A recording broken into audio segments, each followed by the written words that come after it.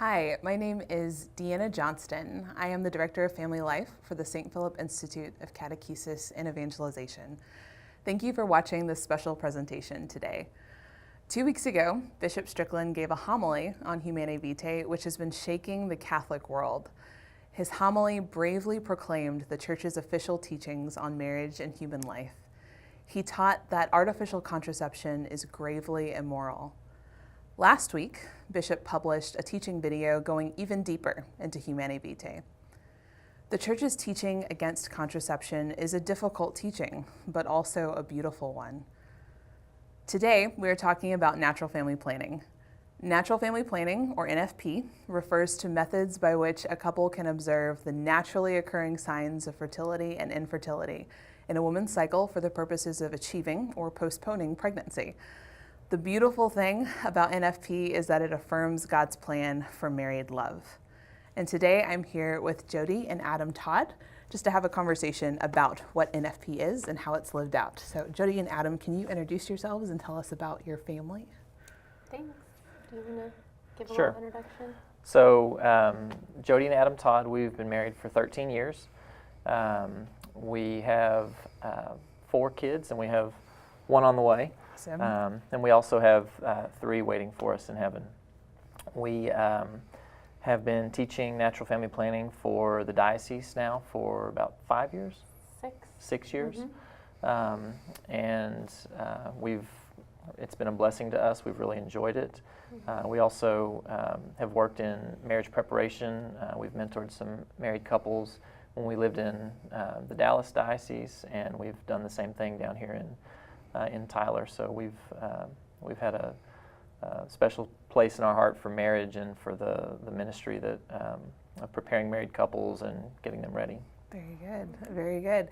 So you've been teaching for about 6 years now, but can you tell us, how were you first introduced to natural family planning, and how did you come to the decision to use this within your marriage? Well, it's funny because we were talking about that the other day, and I asked Adam, when did you learn about NFP? Because I think we always knew that we would use it when we were actually engaged and getting married, but neither of us could really remember what was our first exposure to NFP.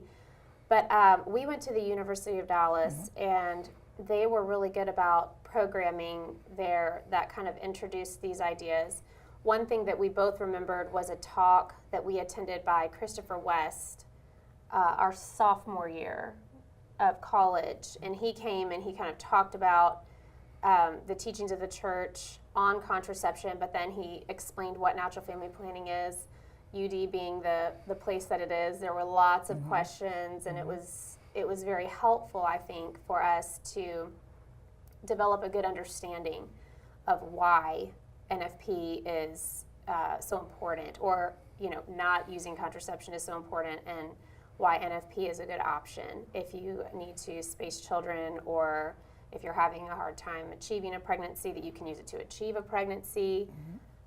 So that's kind of how we came about it. And then I was a theology major, and I don't know, Adam and I, just when we were dating, we had a lot of conversations like, well, is it okay to use anything versus NFP? How is that different than contraception? And there were just a lot of questions. But by the time we were engaged, I think we had a lot of talks about it, and we just knew. The other did not really make sense for marriage, and we wanted to have our marriage start as faithful as possible. I think we both knew that to have a successful marriage, God was going to have to be at the very center of it. And so if contraception was not in union with what his vision for marriage was, I think we knew, well, then we're not going to do that, Right. So I think, we took our first class when we were engaged, and Adam turned green. NFP is challenging when you first start to learn it, if you're not used to it, that's for sure. Yeah, there were some weird words in there that he wasn't used to using and hearing about, but Can you tell us about that? What was that process of learning like? Yeah, sure. Just to kind of talk about the process of us deciding to use it too. I think for me, and I think for both of us, we both knew that we wanted to live by the church's teachings, authentically, whatever that was. Coming into college, I don't think either of us really knew a lot about what that looked like. We had maybe some loose ideas about it, but I think for us, once we learned, and we could see the logic behind it, because that's important for me, to see the logic behind why this is beneficial to the family and to the marriage, then it was just a matter of, okay, what's the next step? How do we do this?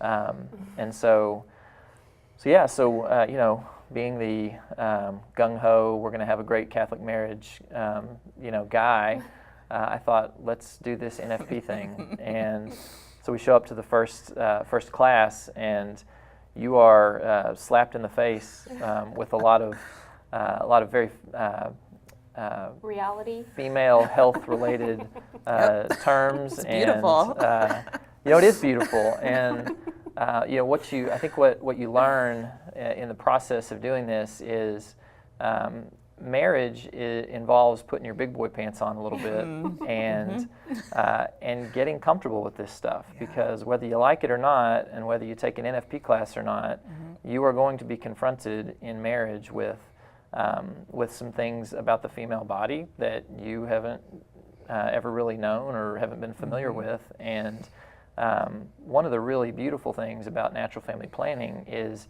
about taking a natural family planning class, is it prepares you for all of these things in a way that you would not be prepared for. It teaches you, you know, what does all this stuff mean, and why is the body doing it? And you know, every month, if my wife is a little grumpy at certain times of the month, what's going on there, and how is that part of this creative process? So, for me, the natural family planning classes initially were very kind of uncomfortable and just, you know, wow, this is different and new and not comfortable. But as you get into it, you realize that, you know what, this is something that the church and that God is calling me to do. This helps me to know my wife, my future wife, better.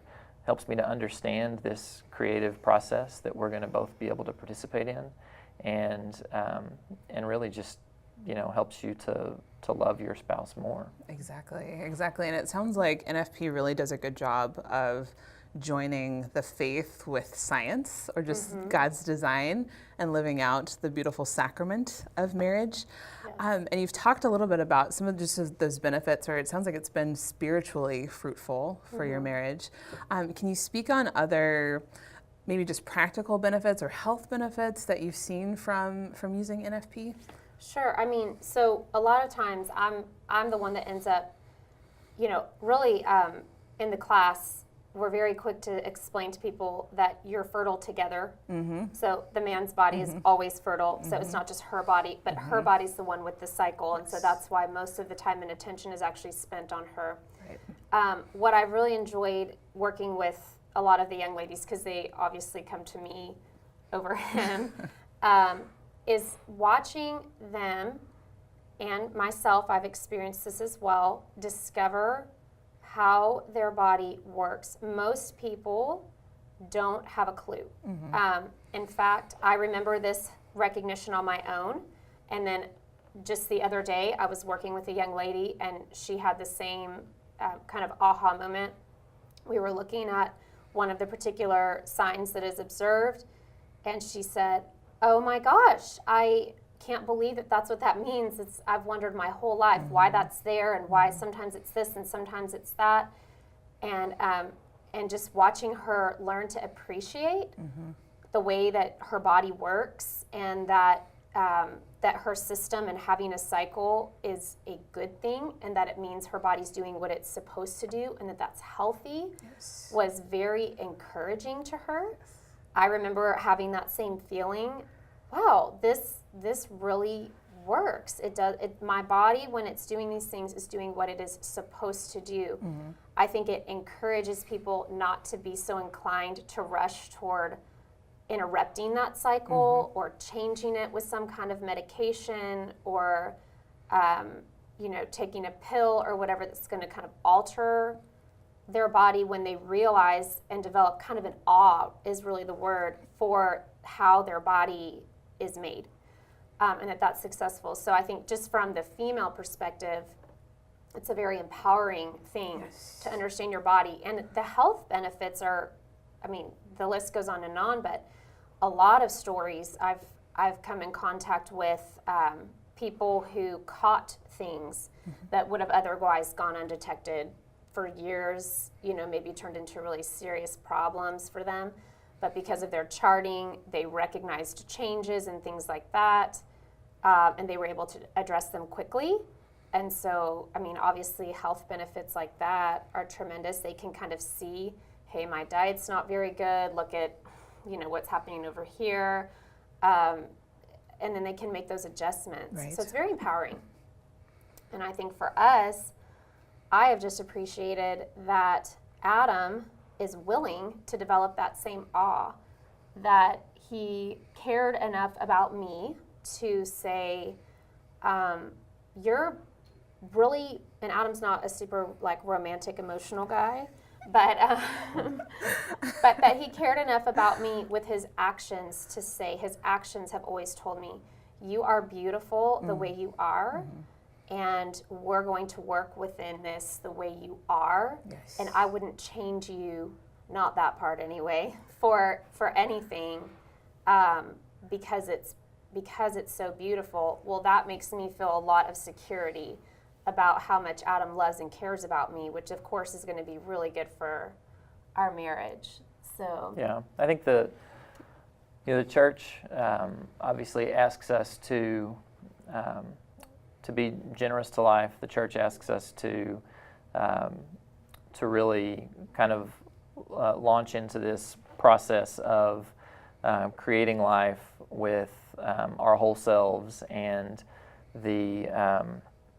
I think what's helpful for the guy is natural family planning gives you so much information to be able to embrace that process, because actually early on in our marriage we practiced natural family planning. We took these classes when we were engaged, and we practiced the method early on, but if we're honest about it, early on the method was being practiced more by Jody and less by me, and I was kind of an observer on the outside. I learned the method, but we were leaning heavily on Jody's knowledge of the method. And I remember distinctly when we became a teaching couple that I had to recommit and learn the method a lot better.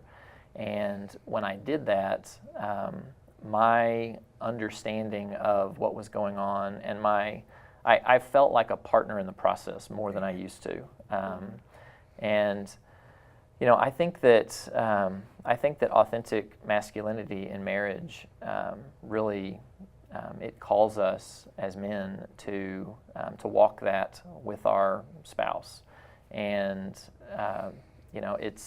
it was an area where I felt probably a little inadequate before early on in our marriage, and it has empowered me to feel a little bit more like I've embraced this as a man and as her husband, and I'm helping with this process. Very good. So Very good. Very Yeah. good.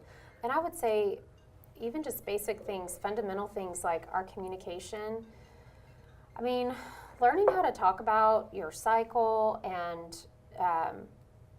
readiness to have another baby or needing to wait or things like that is, I don't know, it just brings so much opportunity to have that kind of conversation on a regular basis. So, I mean, if we weren't having to consider it because I was doing some kind of permanent altering of my body so that we didn't have to, we wouldn't have those conversations nearly as often as we do. But because if we're postponing a pregnancy, for example, there's an actual sacrifice that's being made. The sacrifice kind of keeps us honest to the conversation. And so we come back to it over and over and over again. Is this really worth it? Why are we doing this? And then Adam can hear me say, for example, I'm just super overwhelmed with the kids. This is happening and this, and I feel like I'm here and there and here. And he can say, well, I just really would love to have another baby right now, but, I understand that and we can wait. Or he can offer a solution.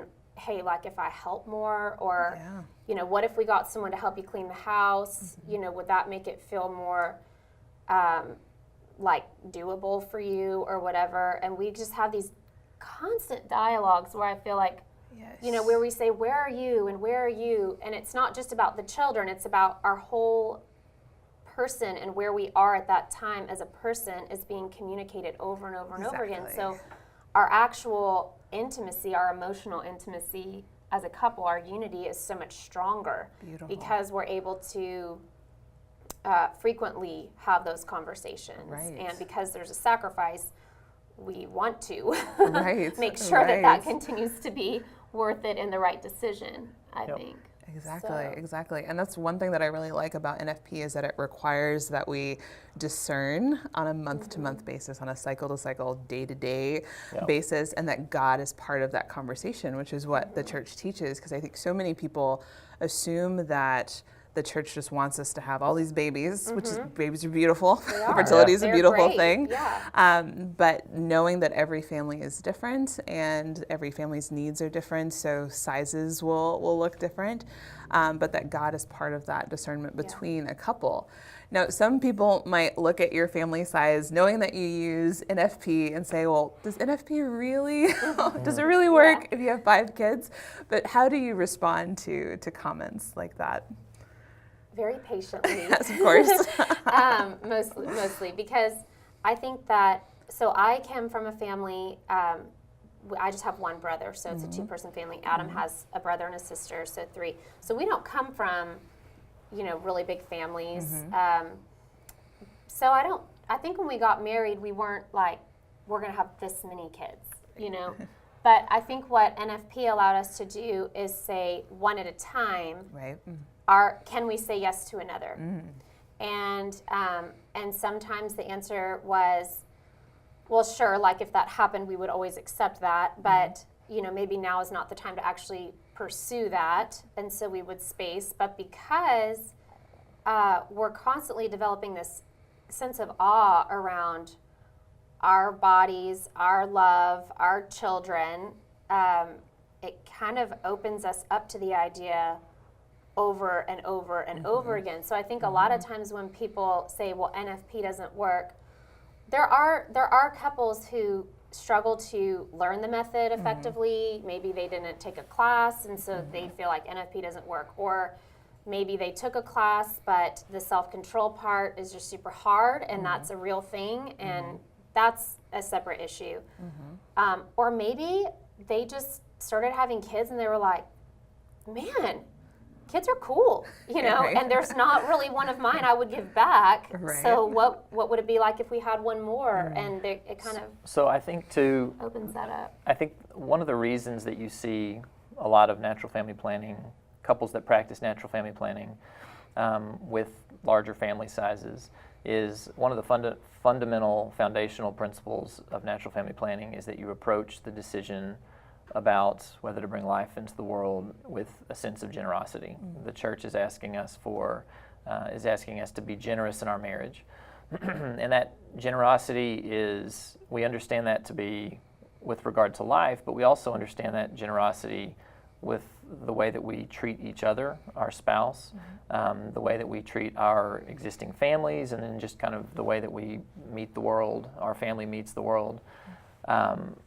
What Jody was describing earlier about those constant conversations that come up over and over again, in those conversations, we, again, go back to that, we have to have a sense of generosity, not just in the decision in generosity to the potential new life, but also a sense of generosity to our spouse. Yes. And so we're learning and exercising generosity, or at least trying to, every time we have that conversation.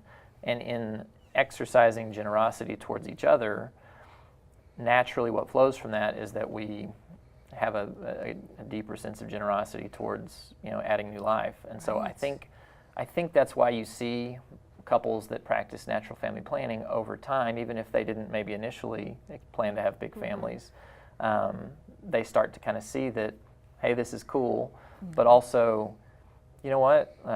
It's not as much about us. It's a little bit more about that sense of, being generous and Yes. and maybe we can do this again. Yes. Maybe we can stretch ourselves a little bit. Yes. And that's the beauty of it is it's month by month, it's year by year, it's kid by kid, Right. and it's an evolving discernment throughout your whole marriage, at Exactly. least the fertile part of it.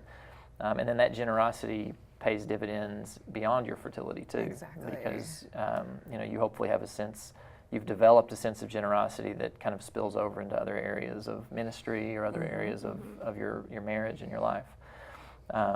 So yeah.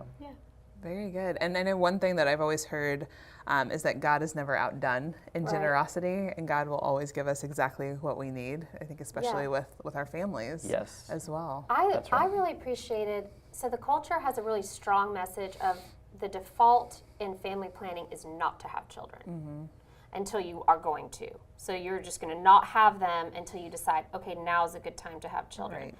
What I learned, I think what we learned kind of early on in our, understanding of the church's teaching about contraception and all these things was actually a little bit challenging to me early on. It still is now even, but the default is children are a gift. Yes, so why not? Yeah.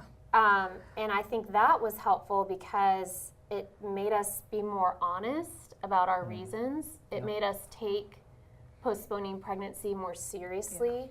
Why would we say no to this? Okay, well, there's certain obvious things, maybe like my body's not ready or something like that. But, do we really have a good reason? Are we just Right. afraid? It just Right. helped us to be more honest with ourselves about those reasons, to kind of switch the default to children are good, so why would we not want to participate in that good Yes. again? Yes. It's just the idea that children are good. Very good. And just to talk about money real quick, finances, that tends to be a thing that we hear a lot of in that discernment process. And certainly it should be a part of the discernment process. And there will be times in our married lives where we feel like through the prayerful discernment that we, financially we're at a point where we can't do any more kids right now. I do think, to your point about his generosity will not be outdone. Every time we've added a child, we've seen that everything we needed was provided for, sometimes in ways that we could never have imagined. And so I think that as we've gone through the process, I think we've realized we kind of compare it to, the church asks you to be generous in your stewardship and asks you to give until it hurts on, in your giving to the church financially. In some ways, we stretch ourselves occasionally to give a little more than maybe we feel we can at the time, and it hurts a little bit. And we see that most of us have experienced that come back to us in dividends.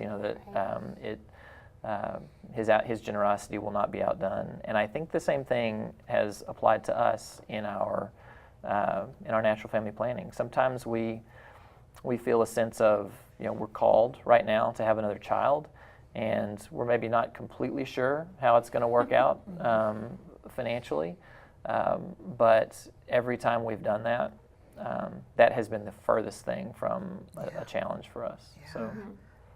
Wonderful, wonderful.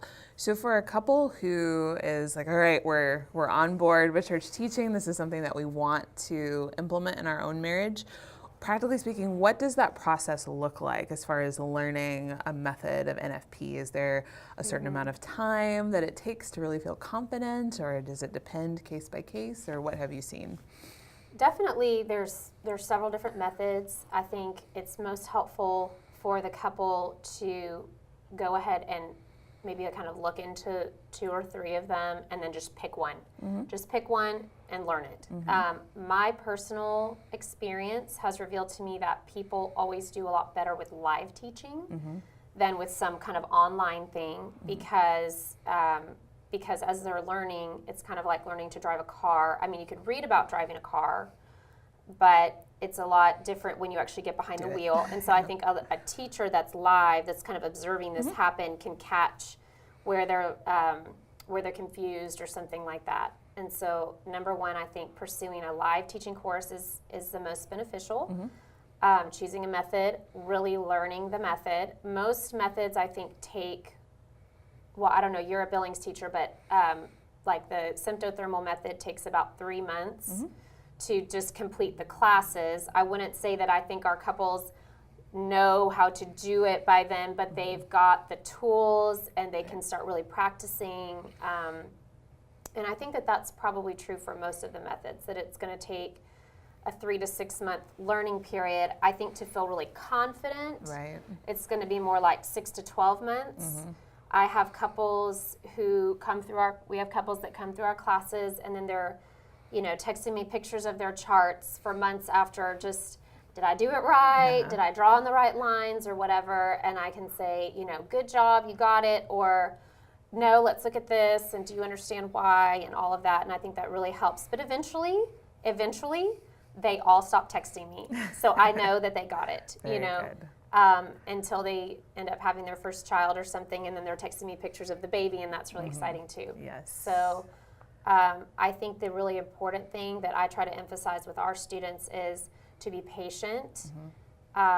It's really ideal if they can learn it when they're engaged and they're not, already living out the marital embrace, because it makes things a lot easier to observe. So that's always a benefit of, like in Tyler, we do, the Diocese of Tyler now, the marriage formation requires an NFP class. And so the great thing about that is that these couples are ideally learning this before they're having to use it. And so that's really good too. Yes, very good, very Yeah. good. Well, on a final note, one thing that I hear a lot from engaged couples is, they're finally on board with church teaching, but when it comes to looking at natural family planning versus any kind of form of contraception, NFP seems harder, because with contraception, I can just take a pill, I can just install a device, and I don't have to think about my fertility. But with NFP, there's like this whole process to learning and classes that have to be taken, and just learning how to make those signs. And for some women, that can be more challenging than others. But what encouragement can you offer to couples who are just looking at the methods side by side and saying, NFP just seems harder, when it comes to planning our family? Well, I think right off the top, it is harder. There's no getting around that, and it would be wrong of us to sit here and say, oh yeah, it's going to be so easy. Right. It's no different. It involves learning. It involves sacrifice. Yes. It involves a lot of things that the other doesn't. I think that anything that's hard or anything that's not hard maybe isn't worth doing. I mentioned that it involves sacrifice, and something that we all should be learning is how to be sacrificial in a generous way. Yes. And so I think that again, going back to that idea that we have learned generosity better through the process of doing this is it makes that all the challenges and all the sacrifice and all the struggle, it makes all of that worth it, because I think that we've always practiced NFP, but like I said, we did it kind of half-heartedly, or at least I did early on in marriage, and we do it, I think, better now. And I think as we've gotten better at that, I think our marriage has flourished. Our communication is better. There are a lot of things that just ancillary benefits that we've reaped from it, and the challenge is absolutely worth it. Yes. And there are some difficulties that come from choosing not to practice NFP that maybe aren't on the surface as obvious. There are some pretty serious health concerns with a lot of the forms of artificial contraception out there. And those are challenges and difficulties that, if they rear their head later on, can be much more difficult and much more challenging than learning, about your fertility in the way that NFP asks you to. Yeah, I was just going to say, on that note, Adam's kind of like night. You know, he likes the idea of the sacrifice and the challenge. For me, that was not my favorite part of it. And so I wanted to know, is it really worth it? I mean, that part of the question for me was, okay, if we're going to do all this, you know, openness to life and have this kind of really grand mentality about it, am I going to be happier? I mean, that's what I wanted to know. Will I be happier? Because it looks like sometimes it's hard. And absolutely, without a doubt, I can say yes. Yes for us, and yes for every couple that I've ever known that has stuck with it. Because working with engaged couples in marriage formation now for almost 10 years, I can see how slapping the Band-Aid on early and thinking that we're taking the easy way out using a contraceptive actually just masks a whole host of problems that NFP, it's not that NFP solves the problems, but it gets the problems to come out earlier. That's right. It strengthens and it challenges and it forms the couple's ability and willingness to look at the really hard difficulties that they're gonna encounter in their married life, where they're gonna see conflict and things like that come out a lot earlier, and it's much easier to address the habits that are there when the habits are young. Right. Down the road, 10 years, what I see from couples frequently who have contracepted, even couples who have come back and gone through our formation process after marriage, have come back.